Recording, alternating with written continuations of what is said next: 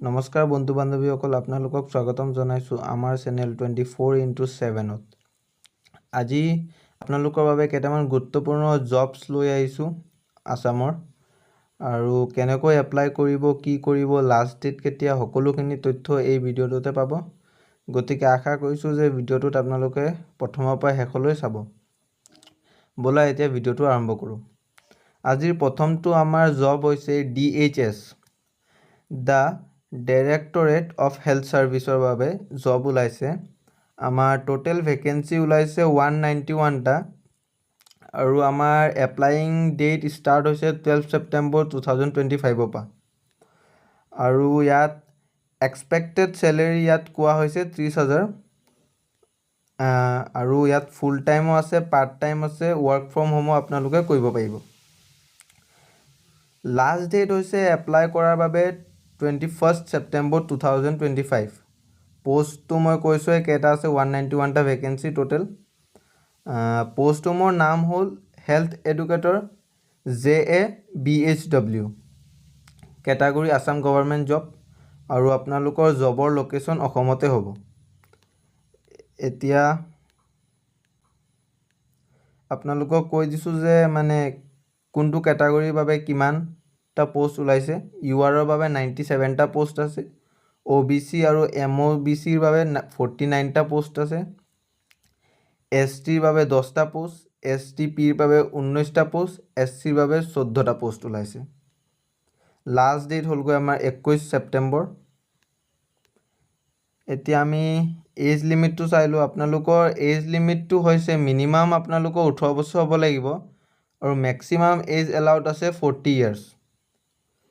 OBCৰ কাৰণে 43 ইয়াৰ্ছ, STৰ কাৰণে 45 ইয়াৰ্ছ, SCৰ কাৰণে 45 ইয়াৰ্ছ, PWBDৰ কাৰণে আপোনালোকৰ 50 ইয়াৰ্ছ আছে। ঠিক আছে, ইমানখিনি ঠিক আছে। আপোনালোকৰ এপ্লাইং ষ্টাৰ্ট হ'ব আপোনালোকৰ লাষ্ট ডেট হৈছে 21 ছেপ্টেম্বৰ, আৰু মই লিংকটো ডেছক্ৰিপশ্যনত লগাই দিম, তাৰ পৰা আপোনালোকে গৈ এপ্লাই কৰিব পাৰিব। এতিয়া দ্বিতীয়টো ভেকেঞ্চি হৈছে APSC গ্ৰেড 4ৰ। ইয়াত টোটেল 20টা পোষ্ট ওলাইছে। আপোনালোকৰ এপ্লাইং ষ্টাৰ্ট হৈছে 10 ছেপ্টেম্বৰ 2025 পৰা, আৰু লাষ্ট ডেট হৈছে আপোনালোকৰ 9 অক্টোবৰলৈকে। টোটেল ভেকেঞ্চি 20টা, গ্ৰেড 4ৰ, আৰু আপোনালোকৰ জবৰ লোকেশ্যনটো অসমতে হ'ব। মই আপোনালোকৰ সকলো কিবা গুৰুত্বপূৰ্ণ যিবোৰ টপিক হ'ব এইবোৰ মই হাইলাইট কৰি দিম, আপোনালোকে চাই ল'ব। এতিয়া কেটাগৰীসমূহ হ'ল URত 10টা পোষ্ট ওলাইছে, OBCত 5টা পোষ্ট, আৰু STত 1টা পোষ্ট, STPত 1টা পোষ্ট, SCত 2টা পোষ্ট। আপোনালোকৰ এইটো ষ্টাৰ্টিং ডেট অফ এপ্লাই হৈছে 10/9/2025, আৰু ক্লজিং ডেট হৈছে 9/10/2025। ইয়াত আপোনালোকৰ মিনিমাম এজ লিমিটটো হ'ব লাগিব 18 বছৰ, আপোনালোকৰ 18 বছৰ হ'ব লাগিব, আৰু মেক্সিমাম যোনটো আপোনালোকৰ এজ এলাউড আছে ইয়াত, সেইটো হ'লগৈ 40 ইয়াৰ্ছ। আপোনালোকৰ ইয়াত চিলেকশ্যনটো হ'ব দুটা ফেজত। আপোনালোকৰ যোনটো ফাৰ্ষ্ট ফেজ হ'ব, সেইটোত আপোনালোকৰ জেনেৰেল ষ্টাডিজ আহিব, MCQ আৰু OMR বেছড, ষ্টেণ্ডাৰ্ড মানে ক্লাছ 6, 7, 8ৰ কুৱেশ্যন এনচাৰ্ছ আহিব। টোটেল হ'বগৈ 100 মাৰ্কছ। মই ইয়াত কি টপিকৰ ওপৰত মানে কি ছাবজেক্টৰ ওপৰত আপোনালোকৰ এক্সামটো হ'ব সেইসমূহ হাইলাইট কৰি দিম, আপোনালোকে চাই ল'ব। তাৰপিছত আপোনালোকৰ ফেজ 2ত হ'বগৈ ইণ্টাৰভিউ। আপোনালোকৰ যোনটো ইণ্টাৰভিউ হ'ব, সেই ইণ্টাৰভিউটো আপোনালোকৰ যোনটো ফেজ 1ত যোনটো এক্সাম দিছে তাৰ ওপৰত বেছড কৰি হ'ব মানে। আৰু আপোনালোকে এপ্লাই কৰিব হ'লে মই লিংকটো ডেছক্ৰিপশ্যনত দি দিম, তাৰপৰা এপ্লাই কৰিব পাৰিব। এপ্লাইৰ কাৰণে লাগিব passport size photo, signature and other required document. আপোনালোকে যদি বিচাৰে কেনেকৈ এপ্লাই কৰিব লাগিব, হাউ টু এপ্লাই, তেতিয়াহ'লে কমেণ্ট কৰিব, মই ইয়াৰ ওপৰত ভিডিঅ' এটা বনাই দিম আপোনালোকৰ বাবে। এতিয়া ব'লক চাওঁ আমাৰ তৃতীয়টো জব। আজিৰ যোনটো আমাৰ তৃতীয়টো জব আছে, সেইটো বহুতেই এটা ইম্পৰ্টেণ্ট জব হয়। এইটো আমাৰ হৈছে BSF হেড কনষ্টেবলৰ বাবে, RO আৰু RMৰ বাবে। আপোনালোকৰ বাবে ইয়াত ভেকেঞ্চি ওলাইছে 1121টা। আপোনালোকৰ ইয়াত ভেকেঞ্চিটো হৈছে 1121টা আপোনালোকৰ বাবে পোষ্ট ওলাইছে আৰু আপোনালোকৰ এপ্লাইং এতিয়া চলি আছে বৰ্তমান আৰু লাষ্ট ডেট হৈছে 23/9/2025 আৰু যিবোৰ আপোনালোকৰ বাবে পোষ্ট ওলাইছে সেই পোষ্টসমূহৰ নাম হৈছে হেড কনষ্টেবল আৰু RM আৰু ROৰ বাবেও ওলাইছে।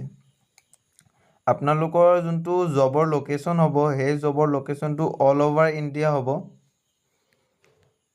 আৰু আপোনালোকৰ এক্সপেক্টেড চেলেৰি থাকিব 30,000 আৰু ROৰ বাবে 910টা পোষ্ট ওলাইছে আৰু RMৰ বাবে 211টা পোষ্ট ইয়াত ওলাইছে। মিনিমাম আপোনালোকৰ 18 বছৰ হ'ব লাগিব আৰু মেক্সিমাম এজ লিমিট হৈছে 25 বছৰ। তাৰপিছত ইয়াত আপোনালোকৰ বাবে এপ্লিকেশ্যন ফিটো মই কৈ দিছোঁ। জেনেৰেল কেণ্ডিডেটৰ বাবে 100 ৰুপিজ, EWS কেণ্ডিডেটৰ বাবে 100 ৰুপিজ, OBCৰ বাবে 100 ৰুপিজ, ST, SC, ECM আৰু ফিমেল কেণ্ডিডেটৰ বাবে ফ্ৰী বিনামূলীয়া হ'ব আপোনালোকৰ। আৰু আপোনালোকৰ যোনটো চিলেকশ্যন হ'ব এই চিলেকশ্যনটো হ'বগৈ আপোনালোকৰ 3টা ফেজত। ফাৰ্ষ্ট ফেজ যোনটো আপোনালোকৰ হ'ব তাত আপোনালোকৰ ৰিটেন টেষ্ট OMR হ'ব, আপোনালোকে চাব পাৰিছে নিশ্চয়।